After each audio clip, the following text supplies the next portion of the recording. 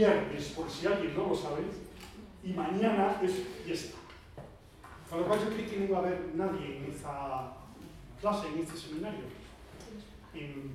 Tengo que agradecer que estéis aquí porque creo que no os han pagado por estar aquí. ¿Sí? No. A mí tampoco me han pagado. Ni me han pagado los kilómetros de venir desde el Mondragón de Tozoya. Ni nadie me ha pedido cuánto cuesta. Pero es un placer.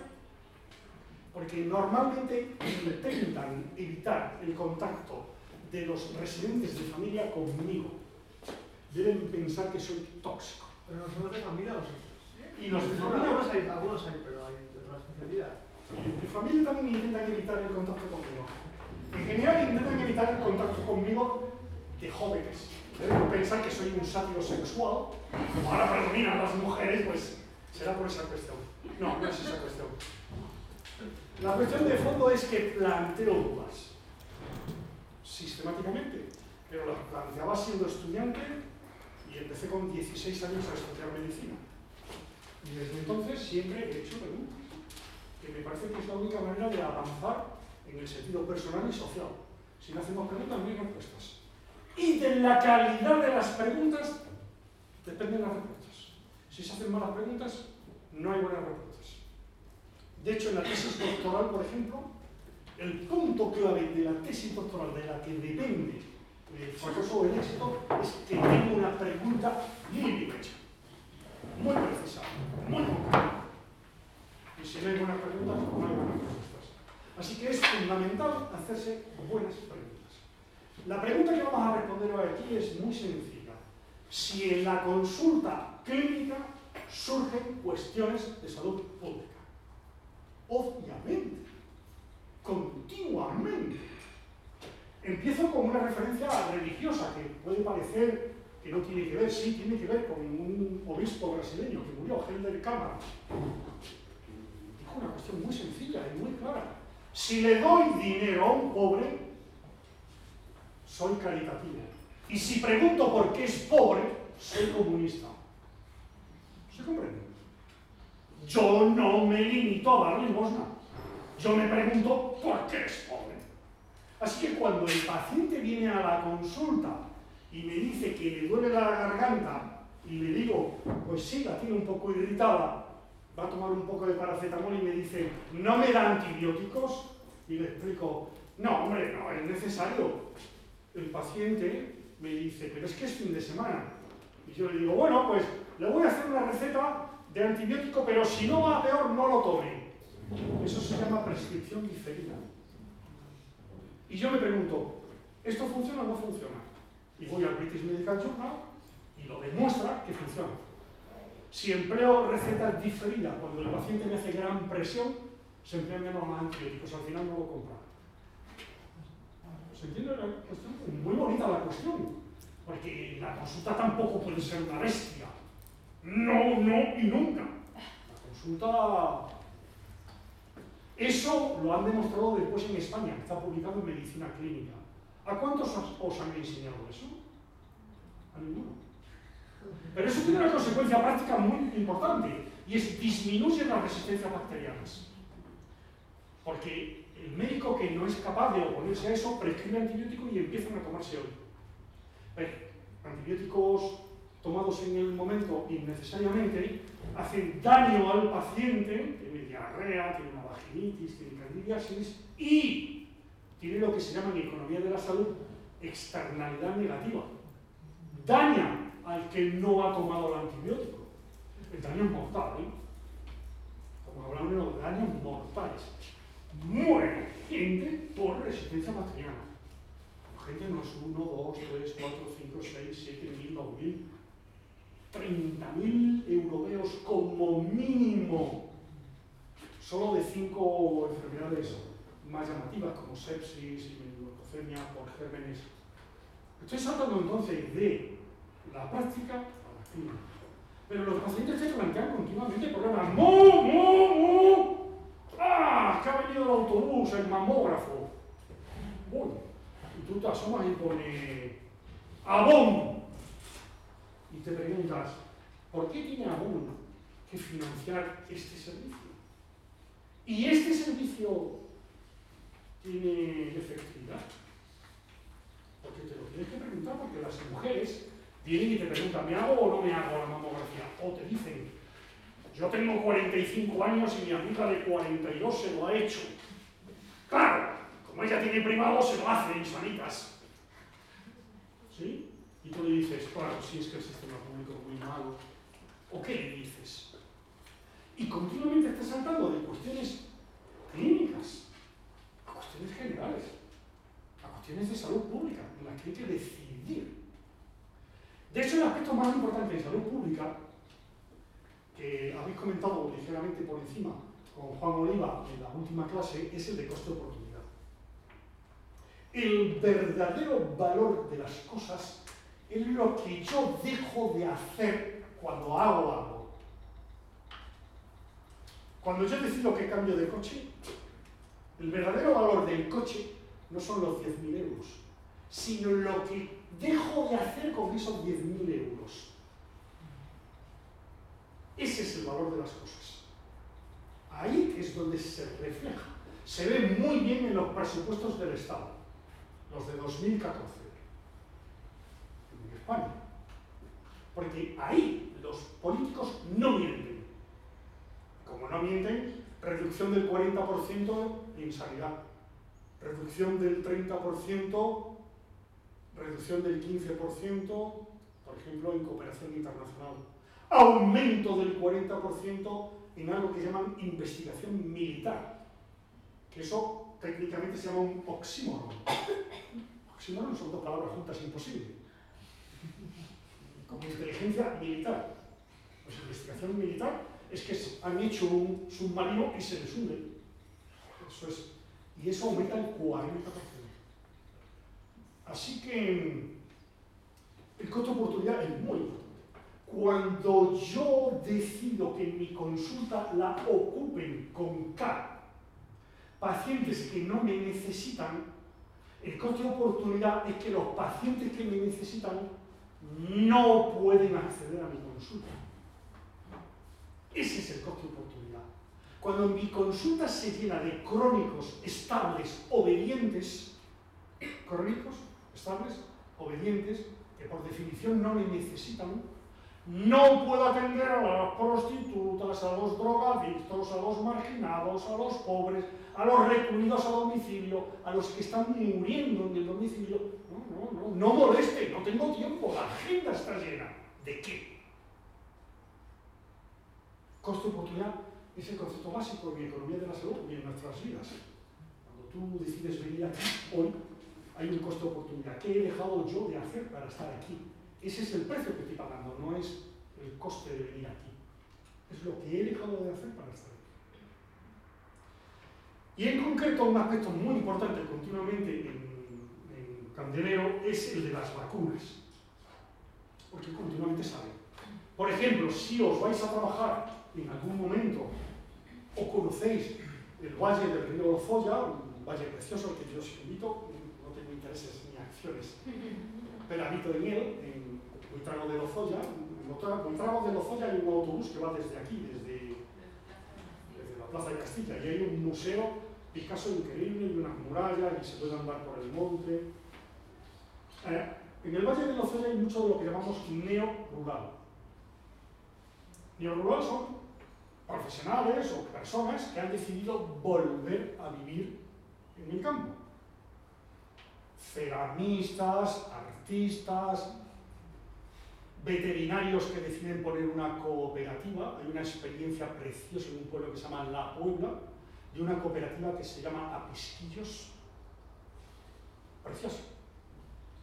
Viven en un nivel casi de pobreza, un poco por encima, pero en fin, es que hay gente en el mundo muy rara, bueno, gente como yo, que con pajarita, pues gente todavía más rara. Y sin embargo interesante, y sin embargo muy buenas personas. Muchos de los neorurales son, como ellos dicen y te corrigen, de la Liga de la Libertad de Vacunación, porque les ofende si le llames antivacuna. Y hay que ser respetuoso con las personas. Si a una persona le ofende que le llamen antivacunas, no le deberíamos llamar antivacunas. Pertenecen a la Liga por la Libertad de la Vacunación. ¿Qué te plantean problemas? Yo, la clase de hoy la he preparado. En todas cosas porque normalmente la voy preparando mucho tiempo y no acepto invitaciones con menos de un año. No acepto invitaciones con menos de un año. Yo no acepto invitaciones con menos de un año, no acepto invitaciones en las que se cobre por entrar más de 30 euros. Si cobran más de 30 euros yo no quiero. No acepto invitaciones donde haya humo industrial. Aquí no huele a ningún laboratorio, ¿no? Aquí no huele a ninguna industria de ecografías, ¿de acuerdo? Y no acepto tampoco ninguna invitación donde no haya un debate virtual. Porque yo no quiero venir aquí a empatar, quiero venir aquí a que ya hayáis tenido tiempo, os hayáis preparado honradamente vuestros argumentos, conozcáis los míos, ¿de acuerdo? Con lo cual el 99% de las invitaciones digo que no. 99%. Aquí ha intervenido Freire, ¿eh?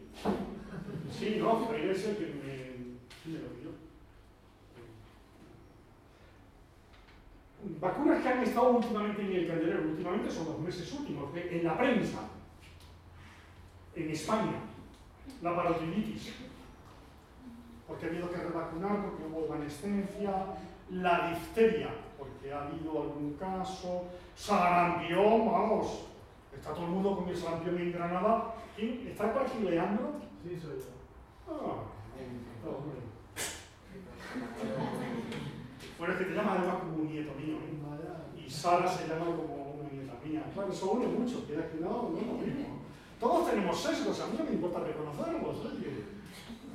Hay gente que se pretende neutral, yo no soy neutral, de ninguna de las maneras, tengo un montón de sesgos.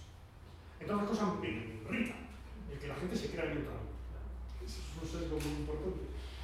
Pues sí, ha salido lo del sarampión y el juez en Granada, ¿de acuerdo? Lo de la polio, no digamos, lo de la polio está todos los días, con que Pakistán no se vacuna. La varicela, con que el ministerio ha dejado de las vacunas que ya no estén en la farmacia, y vamos, con alta voz, como dicen las sociedades científicas. Y yo pregunto, científico-industriales, porque ¿quién las financia? O sencillamente sociedades industriales, porque si la financiación es más del 50% de la industria, cuando alguien tiene el 51% tiene el poder. Y la industria financia con más del 50% estas asociaciones mal llamadas científicas, como la Asociación Española de Pediatría, como la Asociación Española de Salud Pública y Medicina Preventiva, como la Asociación Española de Vacunología, y sé que me están grabando. Pero han montado un buen número. Uno no sabe si en defensa de la vacuna o de quién paga. La gripe, hombre, por favor, la gripe está en permanente discusión, por algunos, no por otros. Sí, la vacuna del virus del papiloma humano acaba de salir que Uruguay la ha quitado del programa, Japón la ha quitado del programa. O sea que la de la neumonía, la vacuna del neumococo, los del Servicio Extremeño de Salud, los del grupo de Galo Sánchez, han revisado su inutilidad en ancianos y en los que se recomienda, ¿de acuerdo? Estoy hablando todo, no digamos nada de la meningitis B antes del verano, porque la meningitis B se ha aprobado, la vacuna de la meningitis B, pero solo también restringida a los hospitales. Para empezar ahora ya en serio, la primera parte es pedir el uso racional de las vacunas no es ser antivacuna. Yo no tengo por qué empezar una clase, un seminario, sobre uso racional de las vacunas declarando que no soy antivacunas. Me parece un insulto. Es como si estamos hablando de uso racional de los antibióticos y yo me tengo que declarar que no soy antibiótico. ¿Que a alguien se le ocurre pensar? Yo pido el uso racional de antibiótico y no tengo por qué hacer aquí una loa de que los antibióticos han disminuido 500.000 muertes. Parece que sí, parece que cuando uno pide uso racional de vacunas tiene que pedir excusas. No hay por qué pedirlas. Las vacunas son una intervención sanitaria más. Por cierto, cuán importantes sean las vacunas depende del punto de vista del que las trate. He mandado esta mañana, pero no sé, estaríais ya en clase, si alguien le ha dado tiempo a ver el artículo que he mandado sobre McKeown. ¿Le ha dado tiempo a verlo a alguien, por lo menos? ¿Leandro lo ha visto? ¿Alguien más? Gustavo, aquí hay infiltrados que no son de la clase. ¿Te quieres presentar, Gustavo? Sí, hombre, que te conozcan porque ellos... Los que no sean de la clase, que se levanten. No tengan miedo, por favor. Hola, yo soy Gustavo, soy médico, soy de Perú. Hice aquí en la escuela el máster de salud pública internacional hace 2 años. Y nada, desde ahí conozco al doctor Herbas y nada, si puedo estar en esas presentaciones, ahí está. Bueno, muchas gracias. Yo soy Mariola, soy médico de atención primaria, como madre, ¿no? Y conozco a Juan desde mi rotación por Buitrago a la Joya, que fue muy enriquecedora y perspectiva rural muy bonita. Y no, también siempre que puedo me apunto a todas las cosas. Y que se presente tu madre si se atreve.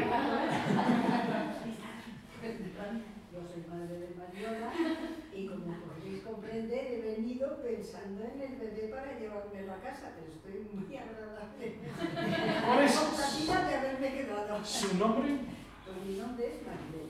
María, encantado. Pues yo soy Ana Rico y soy una profesora de la casa de sociología y pues conozco a Juan hace tiempo ya y también soy bastante feroz, así que me he venido. Pero esto de las vacunas tengo como una opinión distinta a él y otro y por eso vengo, porque cuanto más distinta sea la opinión, más enriquecedor suele ser la clase. En mi opinión, lo digo porque si luego discutimos y que de eso desde el principio, es la mejor sociólogo de la salud que tenemos en España. Luego discutiremos, eso aparte, eso, claro, eso no quita. Ah, ¿yo también? ¡Hombre! Pues nada, vamos a ver. Yo me llamo Mercedes Pérez, soy médico de cabecera jubilado. Y yo no es que me apunte, es que me arrastra. Ya me lo sé todo, ¿eh? Mentira, no sabes lo que se le dice. Tengo muchísimo con el tema, aquí publico casi nunca.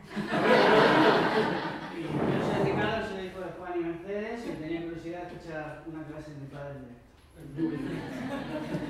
Muy bien. Yo Oh, sí, ya, me presento, bueno, me conocéis, yo soy Leandro, soy médico residente de la escuela de 3er año y la verdad es que es la primera vez que veo a Juan en vivo también y para mí es una oportunidad pues muy interesante. Muchas gracias. Si Tomás McKeown, lo tenéis en español, porque es que la gente dice es que está en inglés. El texto que he mandado está en inglés, lo siento, de American Journal of Public Health. Podéis encontrar un texto muy bueno también de Tomás McKeown en Lancet. Tomás McKeown era catedrático de Medicina Social en la Universidad de Birmingham. No podemos decir de él que sea antivacunas, ni muchísimo menos. Es decir que, en fin, una autoridad murió, pero sí. Sus estudios, él mantiene una tesis muy interesante, que es la tesis de McKeown, que a los que sois de salud pública, ¿os han hablado ya de McKeown? Dice, la conclusión que parece ineludible es que las influencias que determinan la experiencia humana de la enfermedad infecciosa, genética, nutricional, ambiental y de conducta, tanto como médico, son complejas y debemos ser muy cautelosos cuando creemos que entendemos las infecciones o que tenemos en nuestras manos ciertos medios para su control. O sea que lo que pide es cautela cuando creemos que entendemos las infecciones. Las infecciones no las entendemos. Por supuesto, no estamos en el siglo XIX ni en el XVIII.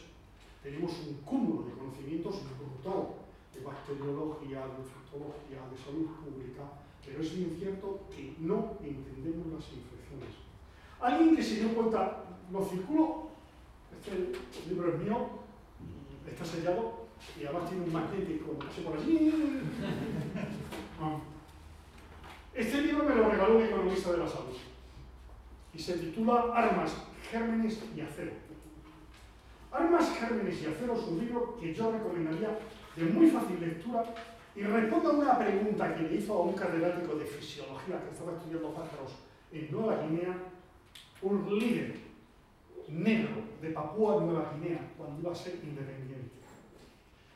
Papúa Nueva Guinea fue invadida, descubierta por los blancos, y los blancos llevaban cosas que no tenían allí porque vivían en la edad de piedra, literalmente.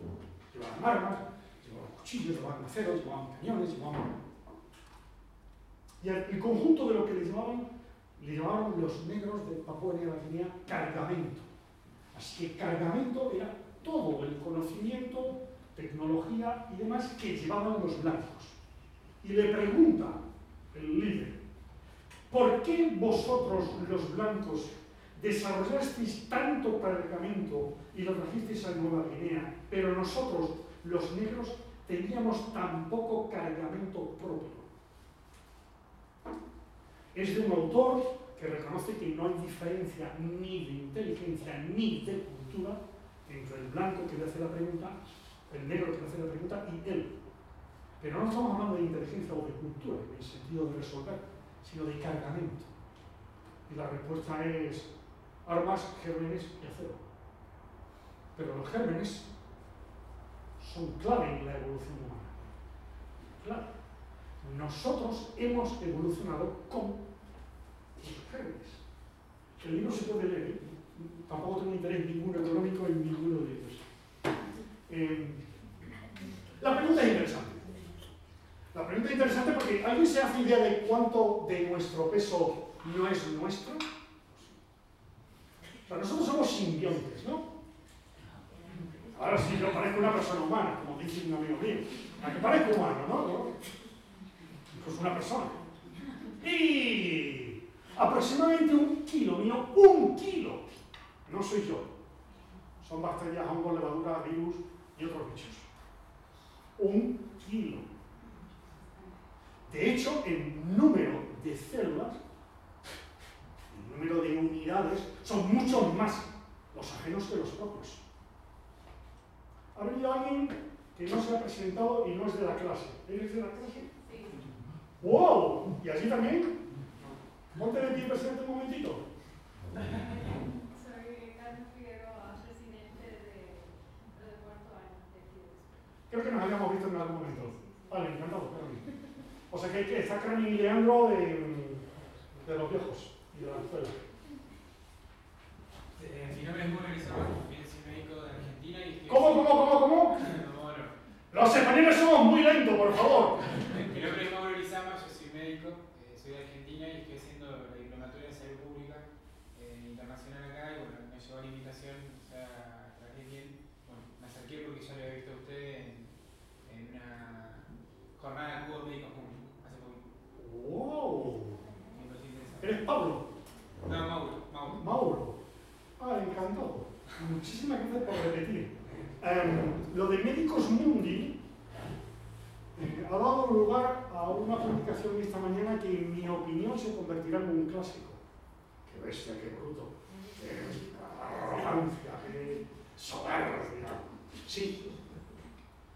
Con las ideas que manejé en Medicus Mundi más las del debate, he escrito un texto, que fue lo que presenté, que tienes en internet gratis, que se titula Atención primaria para todos y la misma para todos. La atención primaria es muy necesaria para los ricos, porque los están matando los médicos. ¿Sí? Los médicos se han convertido ahora en justicieros, es como aquellos Robin Hood que robaban, pero no les roban dinero, les roban salud. Lo que pasa es que los ricos tienen muchísima salud, después se quitan muchísimo. Infectarle incluso una cadera, no se muere. Pues lo tienes publicado. Yo vengo aquí dispuesto a enseñar, pero también dispuesto a aprender. Un texto nuestro muy bonito que se publicó en Medicina Clínica se llamaba Docencia en un centro de salud no docente. Muy sencillo de recordar. Los títulos son muy importantes. Uno tiene lo mismo que tiene que buscar la pregunta de la tesis. El título de la tesis es clave, porque puedes llegar a premio Nobel con un buen título y una buena pregunta, y si no, pues como son la profesora aquí, lo que te quieras. Bueno, así que los gérmenes han evolucionado con nosotros, son parte de nuestra vida y son parte de nuestra evolución. Los gérmenes además se complicó. Porque a partir de hace como 10.000, 15.000 años, a nuestros gérmenes, a los que convivíamos con ellos, se les unieron los de los animales. Claro, la idea ahora, tú paseas por Madrid y es difícil ver una vaca, por una vaca viva, digo. Una vaca del género vaca, para precisar. Es decir, que puedes ver esculturas y puedes ver, ¿de acuerdo? Pero las vacas han vivido con el humano y siguen viviendo en muchísimas poblaciones. Se empiezan a oír en Madrid gallinas, porque con la crisis y la pobreza empieza a haber gente que tiene en la terraza gallinas, ¿sí?, para tener huevos, para tener... La crisis tiene consecuencias inesperadas. Momento de tuberculosis, en fin, no vamos a hablar de otra cosa. Así que hemos convivido íntimamente. De hecho, por ejemplo, era muy frecuente que los animales vivieran abajo y el hombre cuando podía arriba, porque era calefacción, donde no hay leña, y en muchos sitios no hay leña, el calor de los animales era fundamental para la supervivencia. Así que hemos tenido una vivencia estrecha con las infecciones de los animales, lo cual ha cambiado incluso nuestra... Y hay cosas curiosas. Por ejemplo, la poliomielitis no fue un problema hasta que empezamos a tener higiene. La poliomielitis que conocemos hoy, todos la hemos estudiado, ¿no?, que afecta y te quedas... No empezó a ser un problema hasta aproximadamente la mitad del siglo XIX y acompaña al desarrollo de las poblaciones. De hecho, en España empezó a ser un problema un siglo después, sobre 1950. Porque hasta entonces había tal pobreza y tal miseria que no había polio. No sabemos por qué. Eso ya es otra cuestión de hogar. Porque no sabemos mucho de las infecciones ni de los gérmenes. Especialmente de la dinámica que se establece entre ellos. He vuelto a mandar esta mañana el artículo de la revista Nature, Nature, que me estaba boicoteando alguien y me había secuestrado. Publicar en Nature es el paso previo al premio Nobel. Yo no publico en Nature. Lo publico en New England, en British Medical Journal, en Lancet, un artículo de unos médicos ingleses con datos de Estados Unidos, que eso es salud pública, con buenas declaraciones de casos de sífilis y de gonococia. ¿Alguien lo ha leído? Porque ya venía citado. ¿Alguien ha leído ese artículo? ¿Sí? ¿Sí? ¡Ah, que tengo dos! ¿Y el resto qué? La vida se pasa muy... Hay que tener mucha actividad intelectual, sexual, y esto se pasa. ¡Se acaba! ¡Nos entierran! ¿Estáis dormidos? Bueno, el estudio es muy bonito y se publicó en Nature.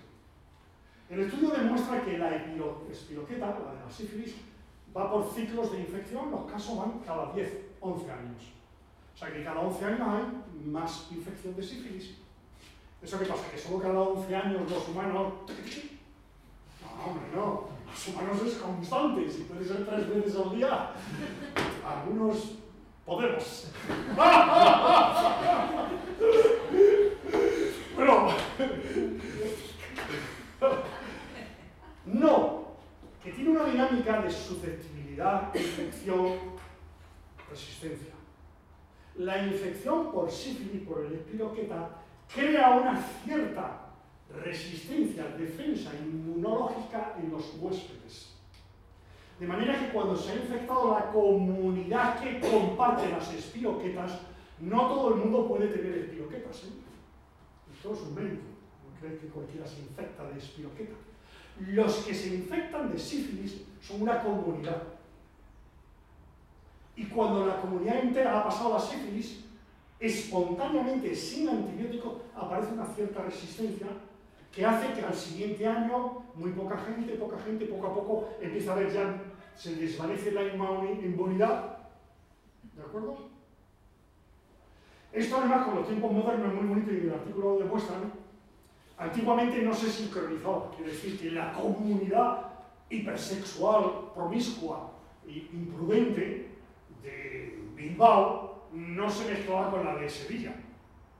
No por cuestión de... ¿Quién era el otro vasco? ¿Tienes la revista? ¿Quién es vasco? Ah, muy bien.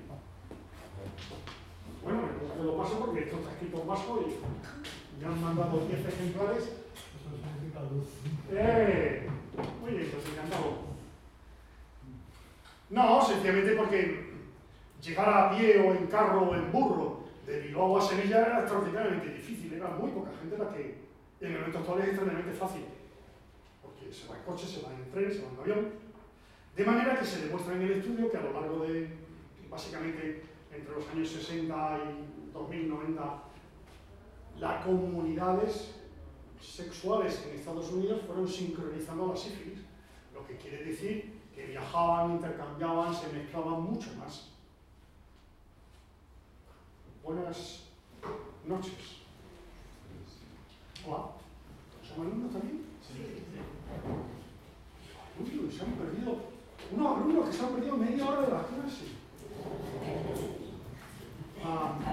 Yo di clase en muchos años en la Universidad John Hopkins. Os cambio la tarde. Yo di clase en la Universidad John Hopkins, la Escuela de Salud Pública que está en Baltimore, en Estados Unidos. Y cuando un profesor se entretenía, alguien levantaba la mano, decía, llevo hablando usted 10 minutos de cosas que no son de la clase, a veces pasa, ¿no? Y cada minuto me cuesta tantos dólares. ¿Le importa centrarse en el tema? Aquí sucede igual, ¿eh? Alguien paga por vosotros. Esto está encendido. Bueno, no pasa nada. Supongo que habéis tenido razones fundamentales para llegar tarde. Sí. La cuestión es que si uno piensa, hemos evolucionado con los... ¿Y qué pasa cuando cambiamos la evolución? Bueno, pues McKeown, y tiene ahí varias gráficas en las páginas que yo he puesto, McKeown es un tipo muy interesante, ¿eh? McKeown dijo, las enfermedades se dividen en 3 clases, de pobres, de ricos y congénitas.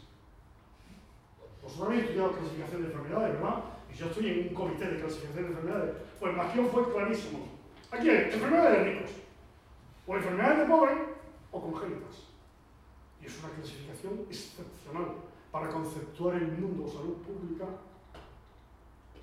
McKeown demostró que naturalmente las condiciones de aumento de la higiene conllevaron el aumento de la población.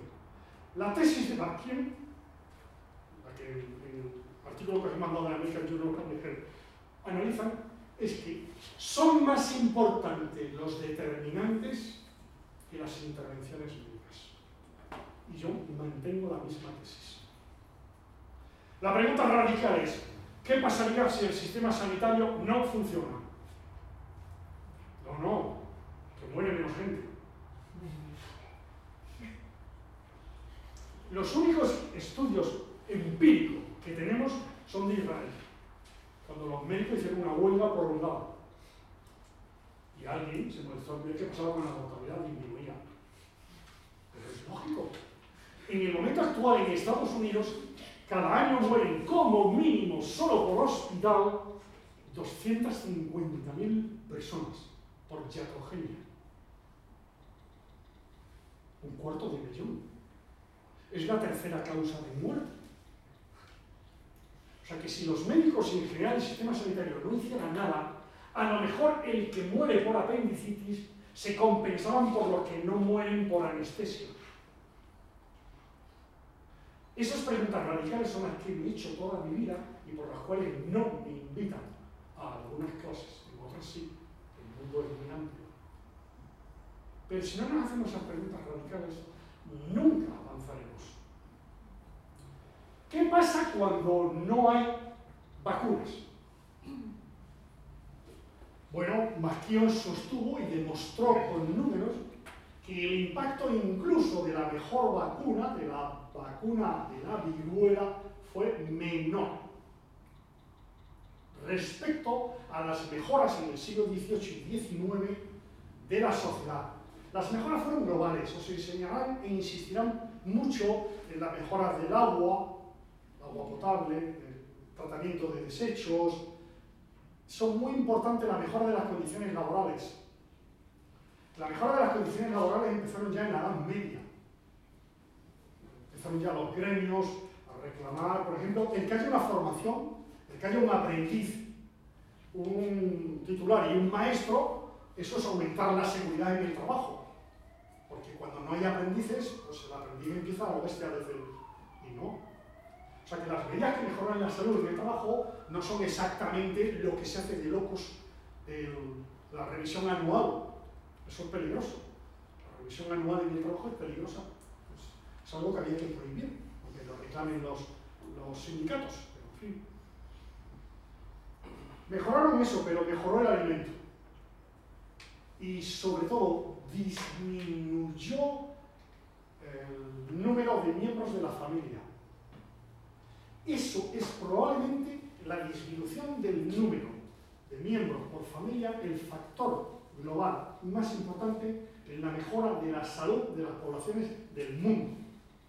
Mucho más que los antibióticos, mucho más que las vacunas. Y eso solo ha sido posible por la tecnología, que ha permitido que el trabajo, en general, requiera menos mano humana. Para la supervivencia de la tribu, para la supervivencia incluso hasta el siglo XVIII, la fuerza bruta humana era esencial. Por eso el desprecio a la mujer, porque lo importante era la fuerza bruta, músculos, y la mujer como vientre para que hubiera fuerzas brutas, pero ella no era una fuerza bruta. El triunfo de la mujer y de la sociedad llegó a través de la tecnología, que permitió el desarrollo de maquinaria que hizo innecesaria la fuerza bruta para la supervivencia humana. Y eso es siglo XVIII, siglo XIX.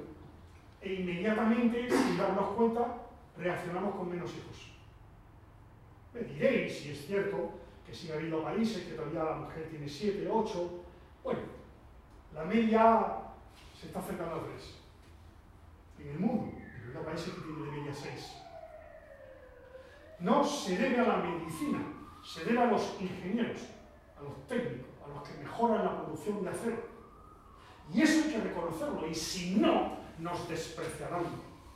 Nosotros somos importantes en algún campo concreto, muy importantes. El consuelo que tú puedes dar teniendo a la mano de un viudo reciente, diciéndole que ha sido un hombre como no hay otro, ha cuidado a su mujer, es un consuelo que nadie puede dar. Pero son muy limitados. El bien que podemos hacer con un buen plan para que la gente no fume es muy importante, pero eso es limitado. El bien que se hace con ciertas tecnologías es increíble. El bien que se ha hecho y se va a hacer en el futuro con una tecnología que utilizan los analfabetos y pobres, que se llama teléfono móvil, es increíble. Es increíble cómo está cambiando las oportunidades en salud y en crecimiento y en desarrollo. Así que la tesis de Machion demostró clarísimamente que las enfermedades infecciosas vacunables disminuyeron mucho antes de aparecer vacunas y antibióticos. Y tiene los gráficos, ¿sí? Mucho antes. Las vacunables, no estamos hablando de tuberculosis, que también es parte vacunable, pero estamos hablando de neumonía, también disminuyeron las neumonías, ¿sí? Las infecciones en general disminuyeron extraordinariamente antes de vacunas y de antibióticos. Y Machion no es un antivacunas.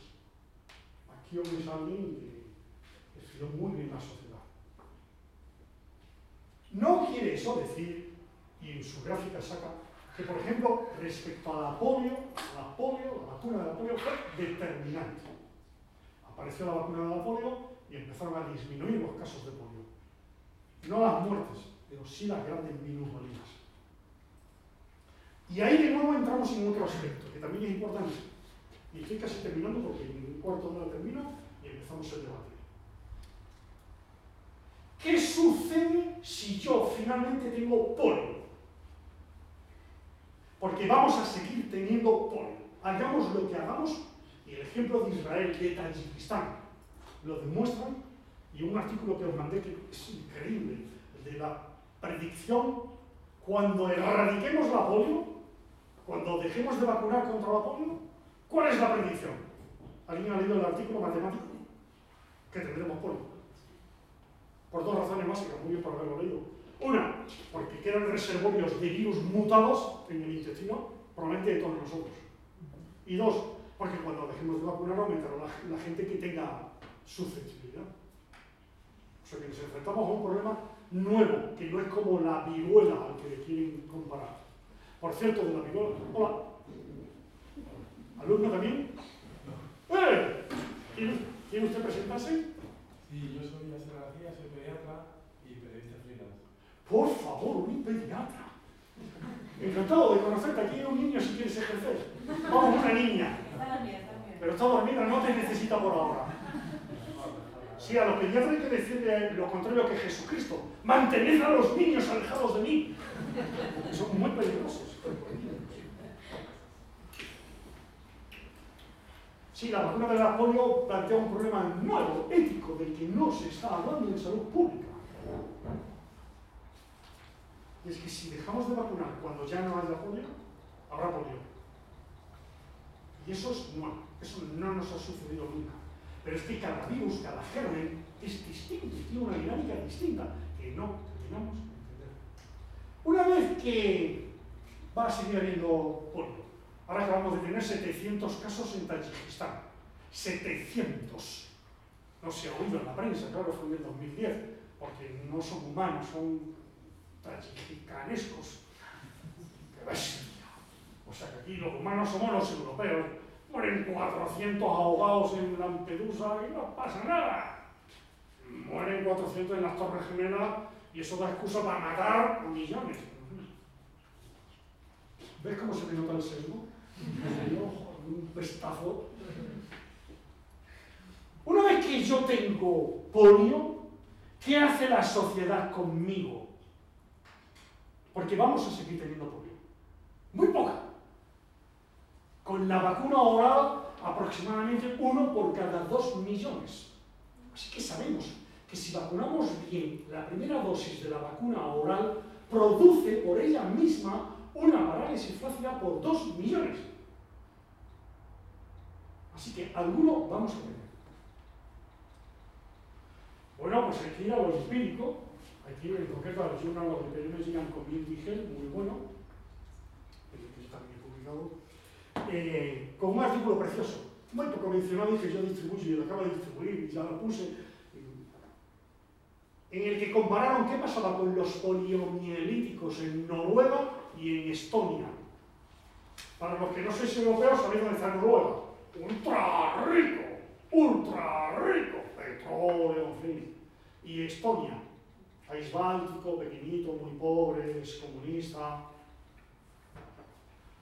Bueno, pues claro, si tú eres poliomielítico en Noruega, tienes una vida plena. Tienes trabajo, ingresos, familia. Si tú eres poliomielítico en Estonia, terminas viviendo de la caridad, de una pensión de minusvalía. ¿Se ven? Y esa pregunta también hay que hacérsela. Esa pregunta no se la hace y casi nos rechazan el artículo. En el Annal Review of Public Health,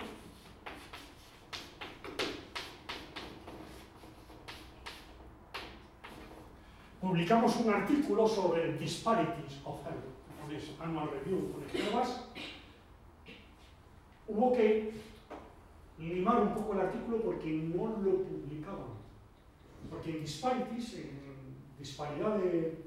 no lo tenemos en el acceso, sino en el proceso de atención. Esto es proceso. Yo ya no me importa si se le vacunó y se le llama vacunado o no. Lo que me importa es, una vez que le pasa, porque esa pregunta también es importante porque le va a pasar a alguien. ¿Qué sucede? Pues nada, al que Dios se la va a San Pedro la familia. Así que si no toca el apoyo, para él y para su familia. No, eso no puede ser. De manera que en torno a las vacunas y a las infecciones hay que ir un poquito por delante y más allá. Y hay que preguntarse por el conjunto de la sociedad. ¿Qué hacemos? ¿Cómo respondemos? No basta con antivacunas. Reducir los problemas actuales de la vacuna a los antivacunas es signo de debilidad mental, ignorancia y en muchos casos malicia sanitaria. Repito, reducir los problemas de las vacunas a los antivacunas es debilidad mental, ignorancia y en muchos casos malicia sanitaria. Un término muy duro en español, que implica engaño. Porque los problemas de las vacunas son los problemas de todos los medicamentos, y termino. Porque además las vacunas son muy especiales. Como medicamentos son especiales. Este sí es un libro que tengo interés económico con él. Gano 1,4 euros con mi esposa, o sea, me toca 0,7, y si lo logro repartir a la mitad. Si se vende un ejemplar. Así que si alguien no quiere comprarlo, que no le compre. ¿De acuerdo? Pero hemos tardado 47 años en escribirlo, 47. ¿Por qué las vacunas son medicamentos muy especiales? Por sus componentes. Primero, casi todas se administran por vía inyectable. Y Foucault, a quien tenéis que leer, explicó en Biopolítica que la inyección es expresión del poder en el que lo deseable se convierte en obligatorio. Es la expresión de Foucault. Lo deseable en salud se convierte en obligatorio. Y cuidado que estamos en países en los que no son obligatorias las vacunas, y este tema lo vamos a discutir porque seguro que Ana Rico lo saca. En muchos países del mundo, los calendarios vacunales son obligatorios. Eso es biopolítica. Y además me lo inyectan, y eso tiene un extraordinario simbolismo. ¿Qué llevan las vacunas? Componentes. Son medicamentos complejos. El componente antigénico propiamente dicho, el que provoca la inmunidad, germen atenuado, inactivado o partes del mismo. ¿De acuerdo? Adyuvante como escualeno y sales de aluminio que potencian el poder inmunológico, activando, por ejemplo, las células presentadoras de antígeno. Hay una enorme prevención a los adyuvantes, el segundo componente, que a ti te parece exagerada y a mí también, hasta que la epidemia de narcolepsia, todos sabéis lo que es narcolepsia, ¿no? Te quedas dormido, te despiertas como un poquito y te quedas dormido, y claro, dormido 8 horas está muy bien, pero dormido la vida entera desde adolescente es de las peores cosas que te pueden pasar, porque no te mueres. Ha habido una epidemia de narcolepsia por una vacuna de la gripe A en Europa, probablemente por alguno de los adyuvantes. Estamos hablando en Suecia como de 200 jóvenes con narcolepsia. En la pregunta al responsable de Reuter, de la agencia, de la campaña de vacunación, que si se arrepentía, dijo que sí. Claro. Tercero, conservantes, como el timerosal, timercurio, especialmente cuando es una vacuna que se sacan dosis. Pero siempre conservantes.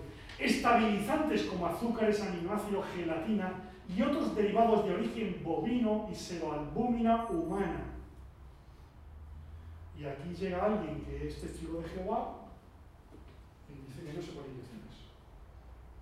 Yo era estudiante, hacía ya guardias, porque con 18 años era alumno interno por oposición, cuando se planteó el problema con un testigo de Jehová que se negaba en un niño, la familia, que se hicieran transfusiones. Fue de las primeras veces que me interesé por estos pensamientos. Y gran parte tenían razón. ¿Cómo que tenían razón? Evidentemente. Porque lo que les transfundía era mierda, con aspecto de sangre, pero sin ningún filtro, sin ninguna limpieza, con sífilis, con hepatitis C, Estaba muy bien que se negasen. Empleé otro método porque eso no. Ahora ya las posibilidades de transmitir una hepatitis C han disminuido, pero no han desaparecido. Entonces, de vez en cuando la gente dice que no, hay que estudiar por qué, porque a lo mejor excipientes como fenioxetanol y agua, residuos del proceso de producción como agentes inactivados, formaldehído, antibióticos, proteínas del huevo, proteínas de levadura, fragmento de virus. Luego te salen los de la Liga O sea, que hay fragmento de virus de simio en la vacuna y tú entras y tienes razón. Pero habrá que explicarlo.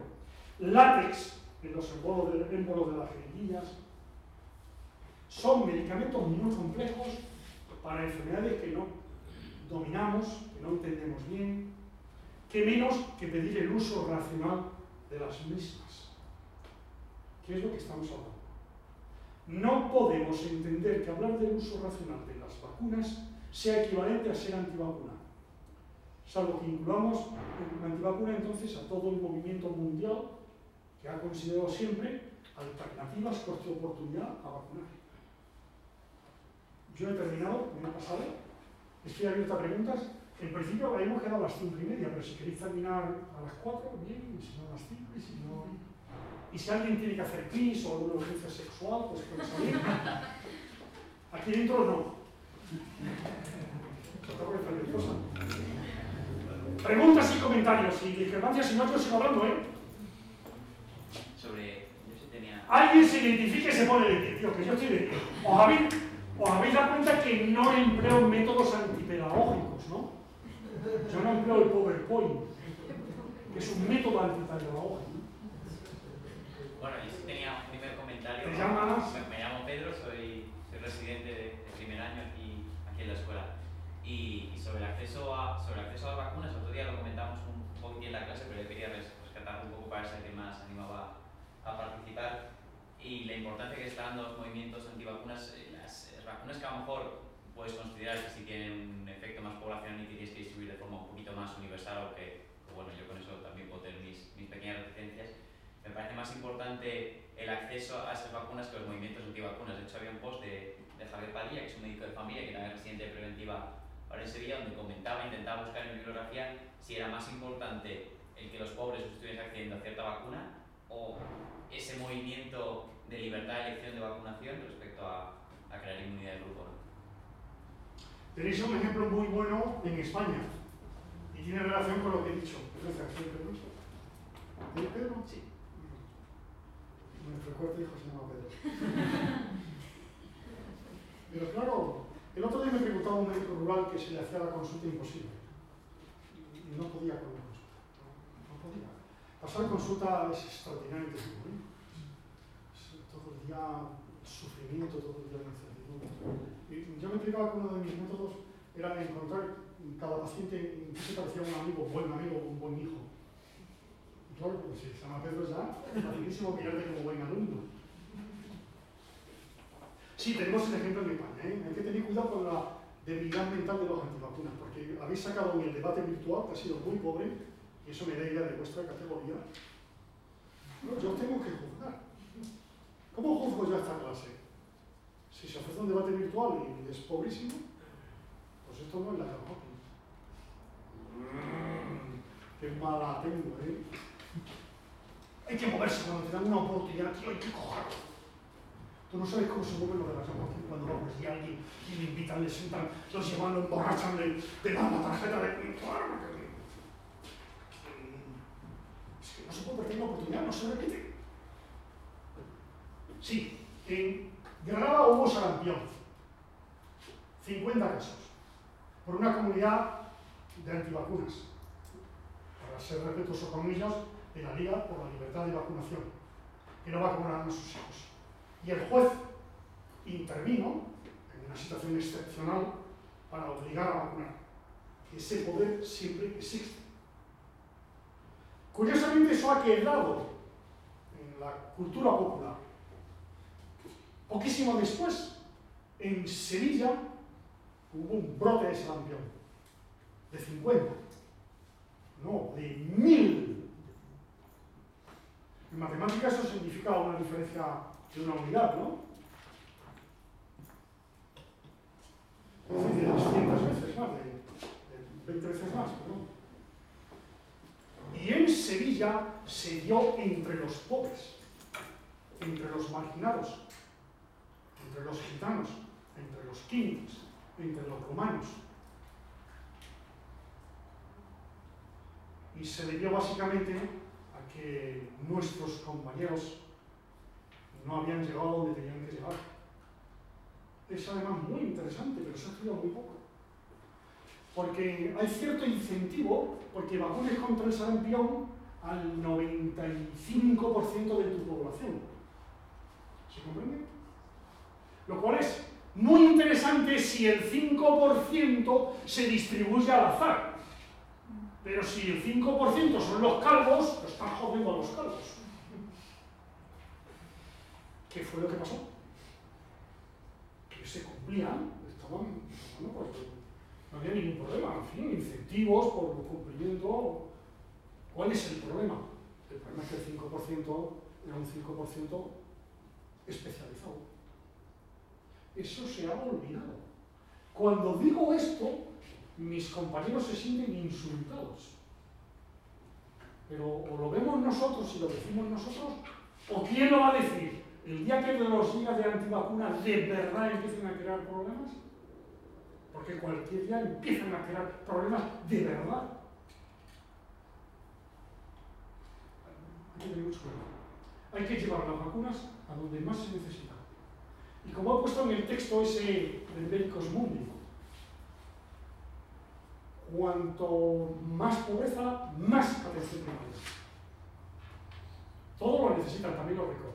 Pero cuanto más pobreza, cuanto más desigualdad, más. Me está acordando también de otro ejemplo, con la vacuna del virus del papiloma humano. Bueno, entendiendo, si asumimos que de verdad la efectividad está mucho más demostrada de lo que puede llegar a estar. No me acuerdo en qué país fue, pero que se estaba dando la vacuna del virus del papiloma humano a aquella gente que ya se hacía el cribado de cáncer de cervix, y que la gente a la que posiblemente pueda obtener mayores beneficios, que son aquellos que no llegaban a los métodos de cribado del cáncer, no les estaba llegando a la vacuna tampoco. Entonces el objetivo primario que puede tener la vacuna del virus del papiloma humano no era